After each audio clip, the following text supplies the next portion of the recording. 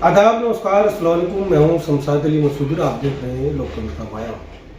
इस वक्त इंटरनेशनल तौर पर युद्ध चल रहा है। हम बात कर रहे हैं ईरान, इजराइल और अमेरिका की, जहां अमेरिका और इजराइल मिलकर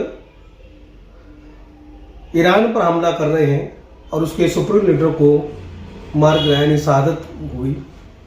वहीं ईरान भी कई मुल्कों पर एयरवेज जो उनके हैं उनको हमला करके अपना बदला लेने की कोशिश कर रहा है, जबकि भारत चुप्पी साधे हुए है। वो किस पाले में है अभी तक ये खुलासा नहीं हुआ है।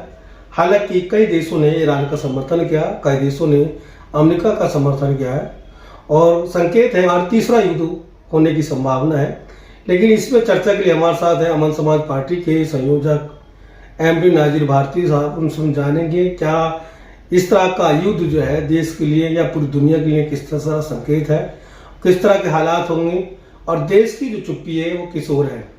देखिए, सबसे बड़ी बात यह है, कोई भी देश हो, कहीं का भी राजा हो, कोई भी है, सबकी अपनी सीमाएं होती हैं, अपना देश होता है, अपनी सेना होती है, अपने हुक्मरान होते हैं। अब एक बात बताइए, एक दूसरा देश जिसे हिटलर का मैं वो दूंगा, दूसरे देश का एक राष्ट्रपति को रातों रात उठा लाता है, ये कहाँ का है? ये पूरी दुनिया देख रही है किस तरीके की क्या नाम है राजनीति चल रही है इंटरनेशनल पैमाने पर। इंटरनेशनल अदालत कहाँ है?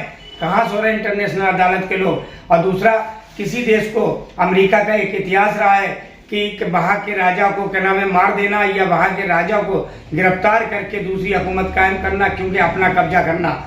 ये बताइए, अमेरिका कब तक ऐसा करता रहेगा? कब तक दुनिया सहन करती रहेगी इस तरीके की चीजें? अब दुनिया को जवाब देने का समय आ गया, दुनिया इसका जवाब दे। आज ईरान के साथ बहुत से मुल्क खड़े हैं और बहुत से सहानुभूति अपना रहे हैं और उसका जवाब दे रहे हैं। हम बात करते हैं भारत की, क्योंकि हम भारत के नागरिक हैं। देखिए, भारत में और ईरान में हमेशा दोस्ताना व्यवहार रहा है और भारत में दुनिया भर की चीजें ईरान से आती हैं और इंडिया से ईरान को जाती हैं और हमारा जो व्यापार है बहुत अच्छा है भारत और ईरान का। अब देखिए, भारत के प्रधानमंत्री एक दिन पहले क्या नाम है इजराइल से मिलते हैं, अगले दिन हमला हो जाता है। अगर चाहते तो कहते हमारे प्रधानमंत्री विश्व गुरु हैं, अगर चाहते विश्व गुरु उसी टाइम युद्ध रुकवा सकते थे, मगर नहीं। अब पता नहीं क्या इनकी मंशा है, क्या इनकी सोच है, क्या इनकी बात है। हिंदुस्तान के प्रधानमंत्री नरेंद्र मोदी कह रहे हैं कि इजराइल और भारत मिलकर आतंकवाद को मिटा देगा और उससे कुछ घंटे बाद ही हमला हो जाता है। नहीं, एक बात बताइए, कहते हैं भारत और ईरान आतंकवाद को मिटा देगा। इजराइल अच्छा, इजराइल। अब वो एक बात और भी तो है उन्होंने एक बात और कही, इजराइल इज फादर। अरे ये कौन सा तरीका है? अरे एक बात बताओ, हमारी भारत माता है, भारत माँ है, भारत माँ की सरजमी है और तुम फादर, ये कौन सी भाषा है? क्या मसला है तुम्हारा? पहले इसकी सच्चाई कर देनी चाहिए, प्रधानमंत्री को जवाब देना चाहिए कि फादर कैसे इजराइल को बना लिया इन्होंने, किस तरीके से फादर बना लिया भाई, क्या रिश्ते हैं इनके उनके। अब उसकी खुलासा तो प्रधानमंत्री को करना पड़ेगा। क्यों इस तरीके की भाषा का एक प्रधानमंत्री को शोभा नहीं देता? जिस तरीके की भाषा उन्होंने वहां जाके यूज की, अच्छी बात नहीं है। और दूसरी बात ये रही कि देखिए, ईरान पे आज संकट है और संकट का समय है, उसमें हमें अगर ना साथ दे सकते हैं कूटनीति का अपने करके और उस पर क्या नाम युद्ध को रोकना चाहिए, बात करनी चाहिए पटेल पर। मगर अमेरिका के आगे अमेरिका जो कहता है हमारे प्रधानमंत्री वही करते हैं। अमेरिका कहते हैं चुप हो जाती है, चुप हो जाते हैं। अमेरिका कहता है ये, अभी अमेरिका ने दुनिया भर टैरिफ पे ड्रामा रोज कर रहा है। मसला क्या है? ईरान युद्ध नहीं होता, ये स्टीव फाइल जो खुली है, पूरी दुनिया की पोलें खुल रही हैं, उसका ध्यान हटाने के लिए ये अमेरिका ने और क्या नाम है सऊदी अरब ने इसमें अहम भूमिका सऊदी अरब की है। क्या नाम है, ट्रम्प जो है हमला करना नहीं चाहते थे, सऊदी अरब के बादशाह ने बार बार उकसाया और क्या नाम है अमेरिका के कई अखबारों में इस खबर छपी थी कि इस हमले के पीछे सऊदी अरब का हाथ है। सऊदी अरब के बादशाह ने बाकायदा बार बार क्या नाम है ट्रम्प को कहा, अमेरिका कहा कि हमला करो। बताइए किस तरीके के लोग हैं? इन ऐसे लोगों को शर्म आनी चाहिए, क्योंकि ये कैसे देश के लोग हैं? देखिए, पूरी दुनिया जो है एक दूसरे के सहयोग से चलती है, लड़ाई से नहीं चलती। हम तो ये चाहते हैं ये युद्ध रुकना चाहिए और जरूरी रुकना चाहिए, चाहे जान माल किसी का भी नुकसान हो, चाहे अमेरिका का हो, चाहे इजराइल का हो, चाहे भारत का हो, चाहे ईरान का नुकसान तो नुकसान है सबका। अभी देखिए एक अमेरिका क्या नाम है, भारत एक मेहमान जहाज आ रहा था, अमेरिका क्या मतलब था उस पर हमला करने का, अमेरिका को उस पर कोई भारत सरकार ने टिप्पणी नहीं दी कि, और उसे जवाब लेना चाहिए, उससे कड़े शब्दों में निंदा करनी चाहिए थी और उसके राजदूत को तलब करना चाहिए कि इस तरीके से क्या हो रहा है क्या नाम है, ये तरीका अच्छा नहीं है कि एक मेहमान जहाज है उस पर तो हमला कर रहे हो।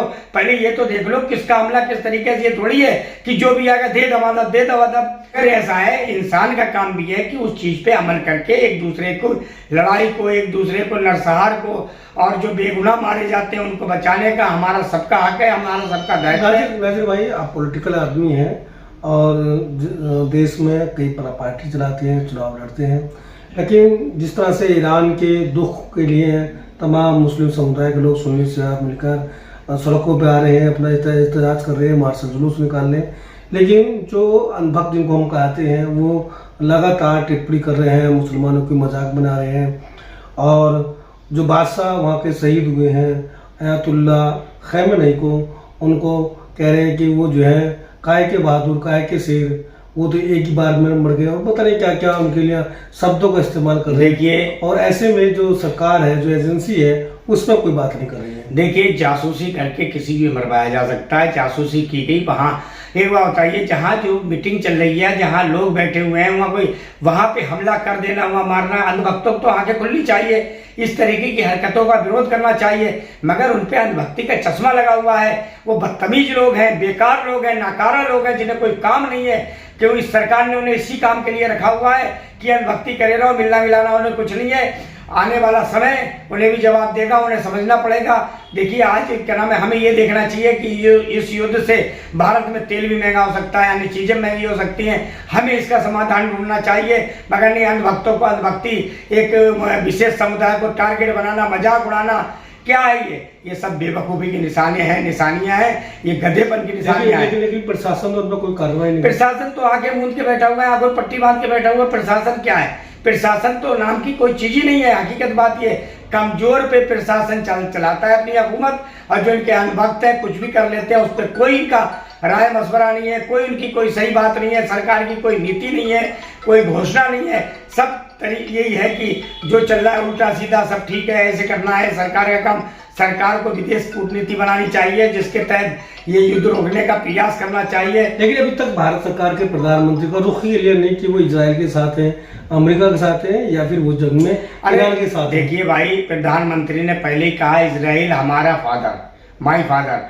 तो एक बात बताइए, उनने तो पहले ही प्रधानमंत्री ने साफ कहा है, तो इससे बड़ी सबूत मैं तुम्हें कहां से ला दूं, ये बता दीजिए आप। पूरी दुनिया को पता है, वहां जाके उनकी संसद में जाके इजराइल को अपने बाप बनाना, और बताइए किस तरीके की भाषा का प्रयोग करना। अलग बात होने का बात है, नहीं, अलग बात नहीं है ये बात। आप जब अगर कोई किसी को अपना बाप बना लेता है तो बेटा जो है बाप के पक्ष में ही जाएगा ना, उससे ऐलान नहीं किया, ऐलान नहीं किया, कुछ और मजबूरी होगी प्रधानमंत्री जी की, क्योंकि उन्हें हो सकता है उन्हें समय ना मिला हो, या उन्हें सोचने की शक्ति उनकी कम हो गई हो, क्योंकि ये प्रधानमंत्री बता सकते हैं ऐसा क्या है जो अब तक उन्हें समय नहीं मिला इस चीज को आगे बढ़ाने के लिए। मगर देखिए, अब एक बात, ये तो खैर ईरान की बात हो गई।